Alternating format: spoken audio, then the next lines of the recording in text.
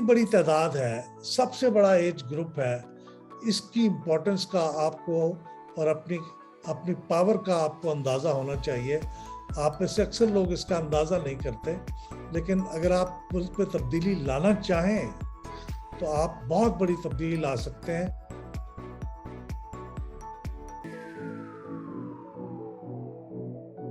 पाकिस्तान की आबादी का बेशतर हिस्सा नौजवान है और पाकिस्तान की बेशतर आबादी का ये हिस्सा अपने आप को गुम किया हुआ पाता है। उसकी समझ में नहीं आता कि वो किधर जाए, कि पाकिस्तान किधर जा रहा है, कि हर 5 साल बाद हमें यही सवाल सोचना पड़े।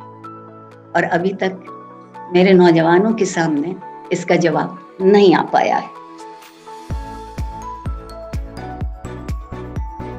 पाकिस्तान का हाल और पाकिस्तान का मुस्तकबिल उन लोगों के हाथ में है और रहेगा जो आज 15 से 29 साल के दरमियान। ये एक जमीनी हकीकत है। आज के पाकिस्तान में नौजवान होना, ये नौजवान होना जो है वो एक सिर्फ उम्र नहीं होती, वो एक कैफियत होती है। और वो कैफियत इसलिए अहम होती है कि उस कैफियत से कौमों की तकदीरें बनती हैं और वो कैफियत बदलती है।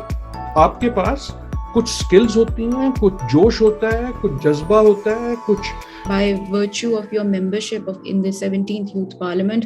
ये बहुत बड़ा रोल है। पहले मैं आपका यही क्वेश्चन लूंगी कि आप आई थिंक यही बहुत बड़ी चीज़ होगी कि अगर आप अपने एक्चुअल पॉलिसी मेकर्स या अपने रिप्रेजेंटेटिव्स जो आपकी कंस्टिट्यूंसी के रिप्रेजेंटेटिव हैं, जो एक्चुअली आपके एमएनए हैं और एमपीए हैं, आप उनको अपनी प्रपोजल जो है वो दें। तो ये भी एक बहुत बड़ी एक्सरसाइज इन इटसेल्फ है जिसको आप बहुत प्राउडली जो है कोट कर सकती हैं कि आपने इस चीज़ के ऊपर काम किया और उसके बाद आपने अपने हल्के के रिप्रेजेंटेटिव को जाके वो रिकमेंडेशंस दी।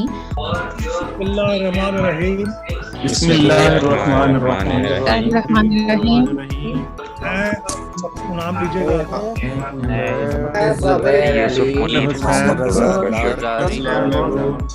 मोहम्मद जुबैर का हल्फ उठाता सच्चे दिल से हल्फ उठाता हूँ।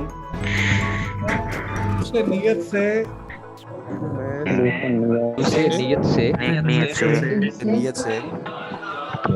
पाकिस्तान का हामी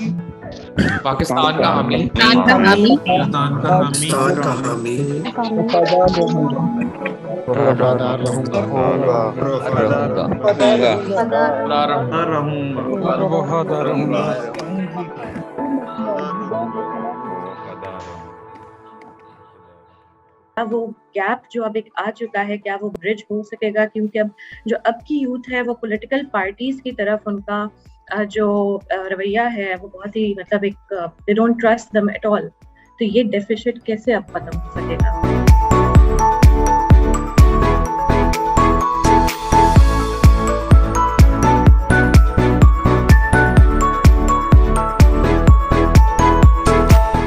के मेरिट में बहुत डिफरेंस होता है हर प्रोविंस का।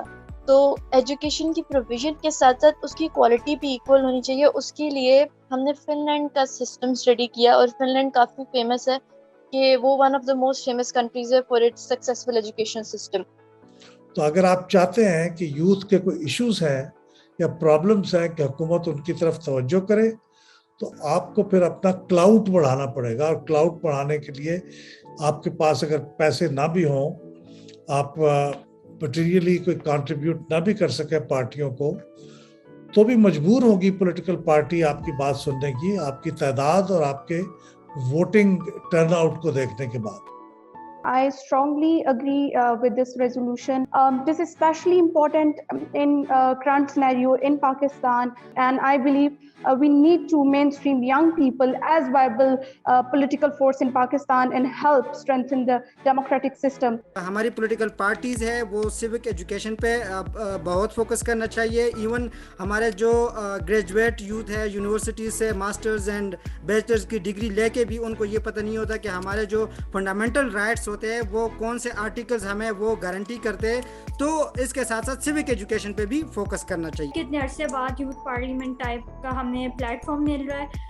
सो अब ये प्रॉब्लम जो है थ्रू आउट द डेकेड्स हमने क्रिएट किया है दिस नॉन पार्टिसिपेशन और डेमोक्रेटिक प्रोसेस से जो है बिलीफ उठ गया लोगों का, तो इस प्रॉब्लम को रीइन्विगोरेट करने के लिए हमें ज़्यादा एफर्ट करनी पड़ेगी। Civic education courses should be a must.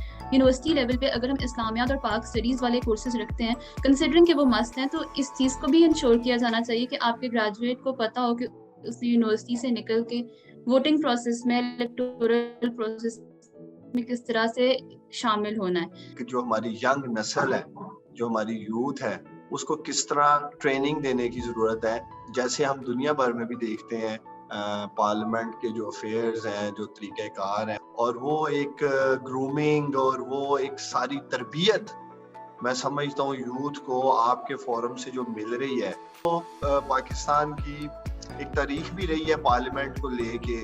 फिर अभी भी आप जो देख रहे हैं, फॉरगेट इट, मैं किस पार्टी से हूँ या मैं गवर्नमेंट से हूँ या क्या है, लेकिन पार्लियामेंट का जो इस्तेकाक है, पार्लियामेंट के अंदर जो हम एक बतौर अवामी नुमाइंदा जाते हैं, और वो एक ग्रूमिंग और वो एक सारी तरबियत मैं समझता हूँ यूथ को आपके फोरम से जो मिल रही है।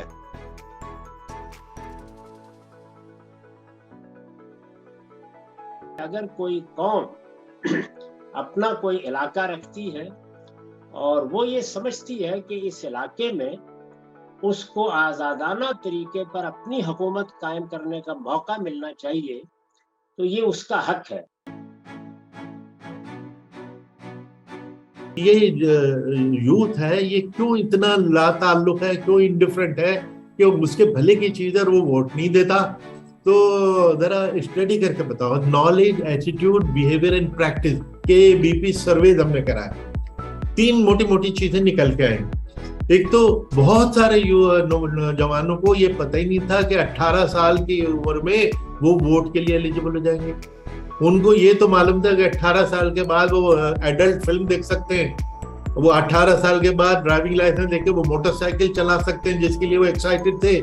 लेकिन 18 साल में वोटर होके उनके पास पॉलिटिकल पावर आ सकती है, ये कॉन्शियसनेस नहीं थी। ये हमने उनके दिमाग में डालने की कोशिश की। तो मेरा टेक इस इशू पे ये है कि मैं आखिर अपना वोट क्यों इस्तेमाल करूं जब उसकी कोई दिक्कत ही नहीं। जब मुझे पता है कि मैं जब वोट दूंगी और मैं जिसको भी वोट दूंगी वो जब इस पे नजरे करम खत्म हो जाएगी, वो हटा दिया जाएगा गवर्नमेंट से, तो why should I vote? Pakistan की हिस्ट्री को देखा जाए, पाकिस्तान की करंट पॉलिटिकल सिचुएशन को देखा जाए, तो हमारे यहाँ कोई प्राइम मिनिस्टर अब तक अपनी टर्म पूरी नहीं कर सका। असेंबली में जो हाल है वो भी वही है जो पिछले 70-75 साल से चल रहा है। हमारे वोट को एक वैल्यू तो दी जाए एटलीस्ट। जब हमारे वोट को वैल्यू ही नहीं दी जाएगी तो why should we vote in the first? ये बहुत लोगों का एटीट्यूड है। आपकी बिल्कुल यूनिक बात नहीं है कि मैं क्यों वोट दूं, ये बहुत लोगों के सवाल है। बजाय इसके कि नालायक हैं, ये आपका स्टेटमेंट घर बैठे हो जाए और उसके बजाय आप बूथ में जाओ, पार्टिसिपेट करो, और एक बटन उसमें ऐड कर दिया मशीन में। हमारे यहाँ चूंकि वोटिंग मशीन होती है जिसका नाम है NOTA none of the above, कि मुझे ऊपर वाले कोई मंजूर नहीं है, तो आपने इलेक्शन में पार्टिसिपेट भी कर दिया, अपना गुस्सा और डिसअप्रूवल भी दिखा दिया। उससे पार्टी को ये लगेगा कि भाई ये नन ऑफ दी अबव इतना ज्यादा हो रहा है, हमारे कैंडिडेट इसका मतलब है अच्छे नहीं है, क्यों अनपॉपुलर है। शायद उसके बाद वो कैंडिडेट अच्छे पुटअप करना शुरू कर दें। लेकिन इसका मुख्तसरन ये कि भाई पहले आप लोग शुरू तो करें, और आपके भी शायद नन ऑफ द अबव की अगर डिमांड है उसको आवाज दें। और ये बहुत अच्छा आइडिया कि पार्टिसिपेट करके करें, घर बैठ के ना करें। आपके पास वोट के अलावा या तो कोई दूसरी चॉइस हो, आप एजिटेशन करेंगे, कोई तहरीक चलाएंगे, उसके नतीजे में मार्शल लॉज तो आते हैं, उसके नतीजे में डेमोक्रेसीज नहीं आती। कि 70% से ऊपर अगर वोटर टर्नआउट हो जाए तो उसके मैंडेट को मैनिपुलेट करना शायद मुमकिन नहीं रहेगा उन लोगों के लिए जो शायद मैनिपुलेट करते हैं। और फिर उनके मैंडेट को इस तरह का कमज़ोर अगर मैंडेट हो तो शायद उसको किसी तरीके से प्रेशराइज करना भी मुमकिन होता है। कमज़ोर डेमोक्रेसी का हल ये है कि मोर डेमोक्रेसी। इसी तरह से ये जो अगर आप वोटर ट्रस्ट नहीं है और आपके ख्याल में हटा दिया जाता है या उसका फ़ायदा नहीं होता, तो उसका हल ये है ज़्यादा तादाद में वोट डालें।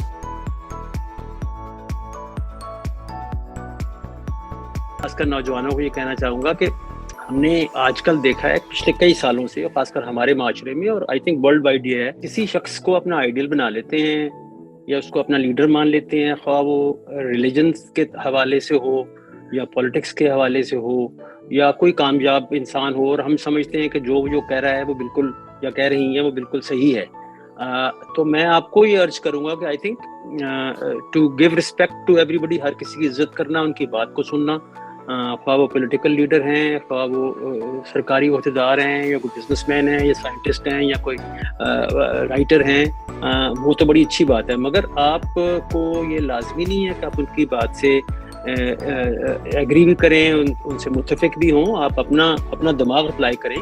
अगर आपको बात समझ आ रही है तो ज़रूर उनकी बात को करें, और आपको बात समझ नहीं आ रही तो लाजमी नहीं है, हो सकता है वो गैर दानिस्ता तौर पे या उनकी समझ में भी कमी हो सकती है। सो जो अंधाधुंध तकलीद है, इसको आई वुड डिस्करेज दैट।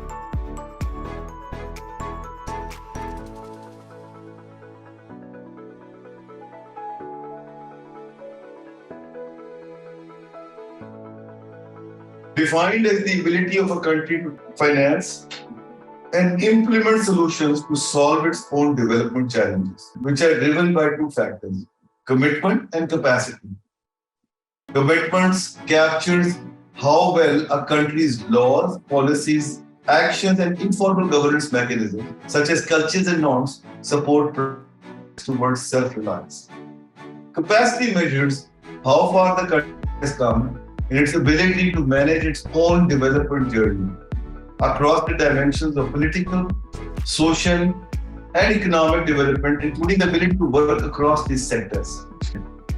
जो ख़वातीन की पार्टिसिपेशन है और एक्सपोजर है, वो हमारी सोसाइटी में ज़्यादा डेवलपमेंट ला सकता है than the male alone, क्योंकि उन पे ना सिर्फ जिम्मेदारी एक हद तक इकोनॉमिक डेवलपमेंट की होती है, बल्कि उनके ऊपर एक बहुत बड़ी जिम्मेदारी अपनी नेक्स्ट जनरेशन का कैरेक्टर बिल्डिंग की होती है।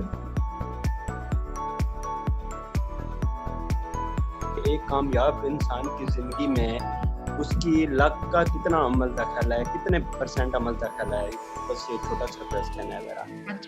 बहुत छोटा क्वेश्चन है मगर बहुत इंपॉर्टेंट क्वेश्चन है तालिब साहब, वेल डन, बहुत अच्छा सवाल पूछा है। बहुत बड़ा रोल है लक का। मैं तो वो आखिरी आदमी हूँ जो उसको डिनाई करेगा, मैं तो प्रोडक्ट ही लक का हूँ, मैं तो उसको बिल्कुल डिनाई ही नहीं कर सकता। लेकिन जो लेसन है ना वो बिल्कुल डिफरेंट है। लेसन ये है कि आप लक पे रिलाई मत करें, आपने ये अज्यूम करके चलना है कि आपने जो है वो अपने उम्र पे खड़ा होना है, अपनी एफर्ट से आगे चलना है। दूसरा ये कि अगर आप एफर्ट कर रहे हैं तो उतना ही लकी होने के चांसेस बढ़ जाते हैं।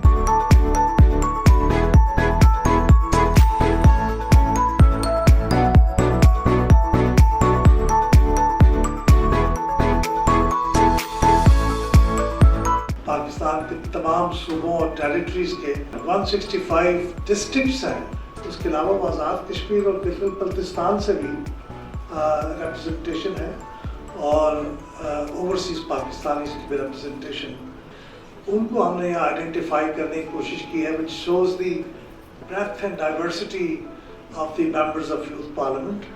और ये यूथ पार्लियामेंट के मेंबर हमारी जो कौमी असम्बली की 272 कॉन्स्टिट्यूंसीज हैं, जो अगले इलेक्शन में 266 हो जाएंगी, उन 272 कॉन्स्टिट्यूंसीज को भी रिप्रेजेंट करते हैं। सब लोग हो सकता है मौजूद ना हो, लेकिन सब लोग उससे सिलेक्ट हुए थे। वो एक पोलिंग एजेंट वहाँ बैठा है और काउंट शुरू हो गया।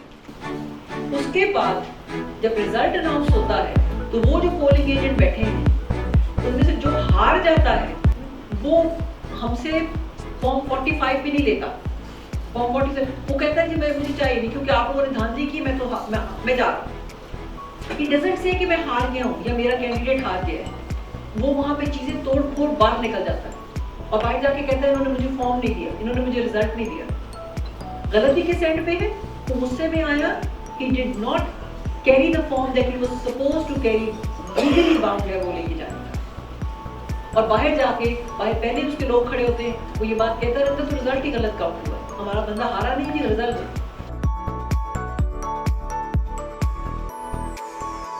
इलेक्शन कमीशन ऑफ पाकिस्तान जहां भी इलेक्शन होंगे वहां अपना एक डिस्ट्रिक्ट मॉनिटरिंग ऑफिसर डिप्यूट करेगा। जो वायलेशन होती है अकॉर्डिंग टू लॉ उसको नोटिस इशू करता है। और उसे इम्पोज कर सकता फाइन अप टू 50,000। बंदा पॉलिटिशियन है, वो कहता है जी मैं तो 50,000 कोई वैल्यू नहीं रखता, वो दोबारा अगर वायलेशन करेगा तो उसका केस रेफर किया जाएगा इलेक्शन कमीशन ऑफ पाकिस्तान को, और अगर वो वायलेशन करता है तो दोबारा इलेक्शन कमीशन ऑफ पाकिस्तान के पास जब केस आएगा तो उसमें उसकी डिस्क्वालिफिकेशन भी हो सकती है।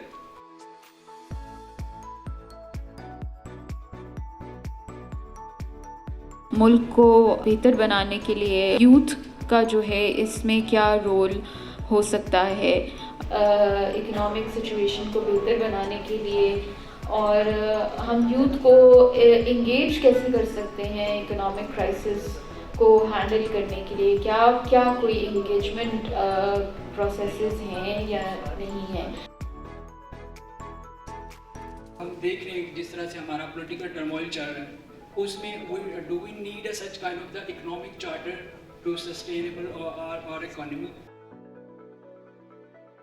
इनकम, एक्सपेंडिचर, एग्जम्पशंस, ये तीन चीजें हैं जो कि इस वक्त टोटली मिसअलाइंड है, जिसकी वजह से जो हमारी हुकूमत की इकोनॉमी है, फेडरल गवर्नमेंट की इकोनॉमी है, वो टेक्निकली डिफॉल्ट कर चुकी है।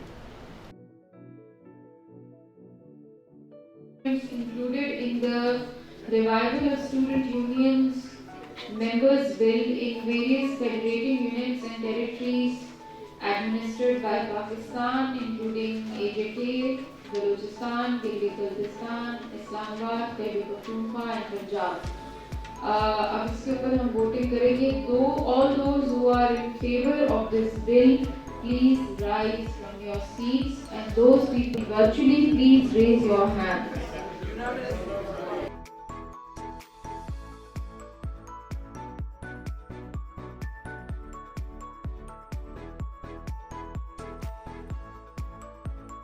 Has been passed by the 17th